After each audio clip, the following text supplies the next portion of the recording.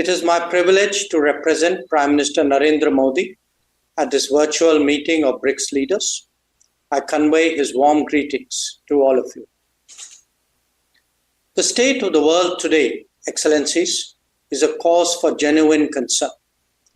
The last few years have witnessed the devastating impact of the COVID pandemic, major conflicts in Ukraine and the Middle East, West Asia, volatility in trade and investment flows, extreme climate events, and a discernible slowing down of the SDG agenda.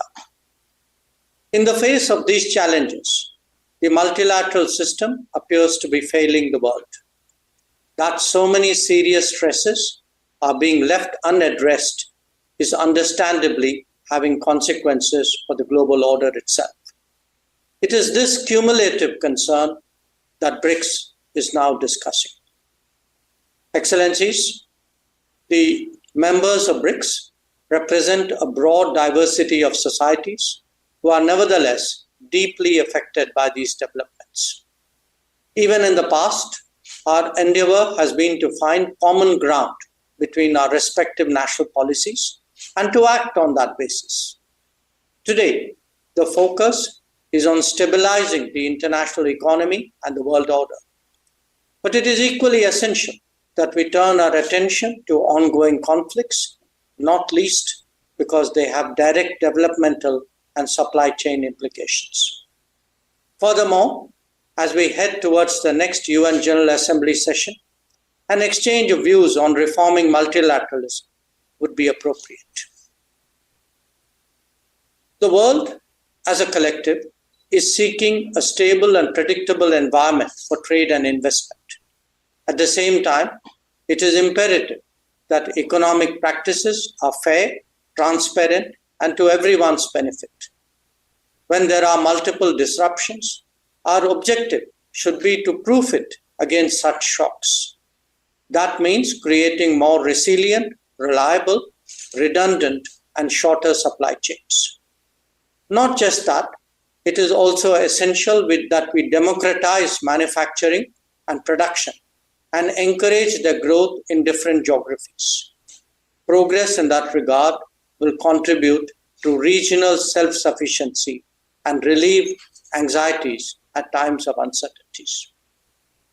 Your Highness, Excellencies, trade patterns and market access are today prominent issues in the global economic discourse. The world requires constructive and cooperative approaches to promote trade that is sustainable. Increasing barriers and complicating transactions will not help. Neither would the linking of trade measures to non-trade matters. The BRICS itself can set an example by reviewing trade flows among its member states. Where India is concerned, some of our biggest deficits are with BRICS partners, and we've been pressing for expeditious solutions. We hope that this realization will be part of the takeaways from today's meeting. The international trading system is based on the foundational principles of open, fair, transparent, non-discriminatory, inclusive, equitable, and a rules-based approach with special and differential treatment for developing countries. India strongly believes that this should be protected and nurtured. Excellencies, the world today also seeks an urgent resolution of ongoing conflicts. The global south has experienced a deterioration in its food, energy, and fertilizer security. Where shipping is targeted, not just trade, but livelihoods also suffer. A selective protection cannot be a global answer. An early end to the hostilities and undertaking diplomacy to ensure a durable solution is the obvious pathway before us.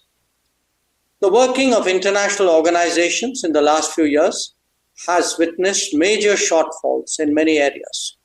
On key issues, we have unfortunately seen that gridlocks have undermined the search for common ground. These experiences have only made the case for reformed multilateralism generally, and that of the United Nations and its Security Council specifically, more urgent. The BRICS have taken a positive view of this need for reform, and we expect that it would collectively become a strong voice for much awaited change. Excellencies, even as the world grapples with policy changes, we must not lose sight of bigger concerns, especially climate change. Sadly, both climate action and climate justice are currently slipping in global priorities. We need new thinking and initiatives as well. I commend the International Solar Alliance, the Coalition for Disaster Resilient Infrastructure, and the Global Biofuels Alliance for your consideration.